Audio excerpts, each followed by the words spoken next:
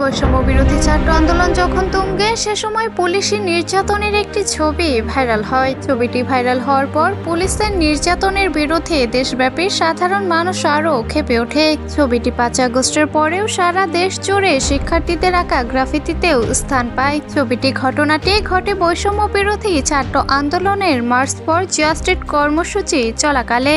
ছবিতে দেখা যায় ঢাকা নিউ মডেল ডিগ্রি কলেজের রাষ্ট্রবিজ্ঞান বিভাগের শিক্ষার্থী নাহিদুল ইসলামের মুখ চেপে ধরে পুলিশের কর্মকর্তা মোহাম্মদ আরশাদ হোসেন। এবার সেই পুলিশকে গ্রেপ্তার করা হয়েছে। আন্দোলনরত শিক্ষার্থীর মুখ চেপে ধরা ছাড়াও আরশাদ হোসেনের বিরুদ্ধে আরও অনেক অভিযোগ রয়েছে বলেও জানায় ডিএমপি। সে সময় আরশাদ ঢাকা মহানগর পুলিশের শাহবাগ থানার পুলিশের পরিদর্শক হিসেবে কর্মরত ছিলেন, তবে পরে তাকে সাময়িক বরখাস্ত করা হয় এক আদেশে। সে সময় ডিএমপি জানায়, বৈষম্য বিরোধী ছাত্র আন্দোলনে মার্চ ফর জাস্টিস কর্মসূচি ঢাকার নিউ মডেল ডিগ্রি কলেজের রাষ্ট্রবিজ্ঞান বিভাগের শিক্ষার্থী নাহিদুল ইসলামের মুখ চেপে ধরেন পরিদর্শক আরশাদ হোসেন। তার এমন অপেশাদার কর্মকাণ্ডের ফলে পুলিশের কার্যক্রম নিয়ে জনগণের বিরূপ ধারণা সৃষ্টিসহ পুলিশের ভাবমূর্তি ক্ষুণ্ণ হয়েছে, যার প্রেক্ষিতে তাকে সাময়িক বরখাস্ত করা হয়।